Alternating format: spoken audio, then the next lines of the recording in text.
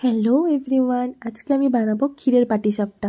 আর তার জন্য ফার্স্টে ক্ষীরটা বানিয়ে নেব। কড়াইয়ে বাটার গরম করে তারপর দেখো দুধ দিয়ে দিচ্ছি। এখানে যতটুকু দুধ দেখছো পরে আমি আরেকটু মিশিয়েছিলাম, যেহেতু অনেকগুলো পাটিসাপটাই বানাবো। তারপর ভালো করে বাটারের সাথে মিশিয়ে নিলাম। তারপর গুঁড়ো দুধ যে কোনো কোম্পানির দিতে পারো, আমি এখানে আমুল স্প্রে ইউজ করেছিলাম। তো সেটা দিয়ে ভালো করে মিশিয়ে নিয়ে তারপর আমি এখানে জ্যাগারি পাউডার ইউজ করেছি। চিনি তো স্বাস্থ্যের পক্ষে একদমই ভালো না।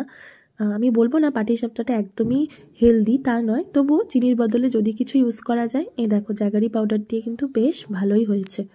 ওইরকম কনসিস্টেন্সিতে নামিয়ে নিয়েছি। তারপর একটা কাপে 1 কাপ চালের গুঁড়ো, 1 কাপ ময়দা, 1 কাপ সুজি একদম পরপর ভালো করে মিশিয়ে আবার আমি জ্যাগারি পাউডার দিয়ে ভালো করে মিশিয়ে নিয়েছি। কোনো চিনির গুঁড়ো কিন্তু দিইনি।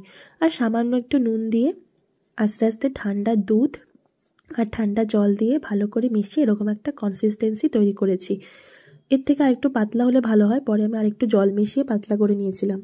তারপর চাটুতে তেল দিয়ে তারপর দেখো পাটিসাপটাটা করার জন্য যে আর কি ব্যাটারটা সেটা দিয়ে দিয়েছি। আর দেখেছো আমি তেল দেওয়ার জন্য কি ইউজ করেছি? আমার কাছে কিন্তু কোনো স্প্যাচুলা ছিল না। ছোটোবেলায় মাকে এভাবেই করতে দেখতাম, যে বেগুনের পেছনটা কেটে ওটা দিয়েই ভালো করে তেলটাকে ছড়িয়ে দিত।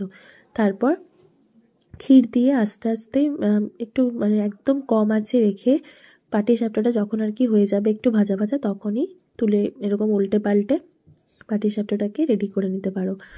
এরকম পরপর অনেকগুলো পাটিসাপটা করে নিলাম এবং বেশ ভালোই হচ্ছিল। প্রথমবার কিন্তু বানাচ্ছি, এর আগে একবার করেছিলাম কিন্তু সেটা ভালো হয়নি, সেজন্যই প্রথমবার বললাম।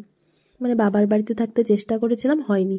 তারপর এই দেখো গরম গরম ক্ষীরের পাটিসাপটা একদম রেডি। ভীষণ কিন্তু টেস্ট হয়েছিল। তোমরা এভাবেই চেষ্টা করে দেখো একদিন, আশা করি খুব খুব ভালো হবে।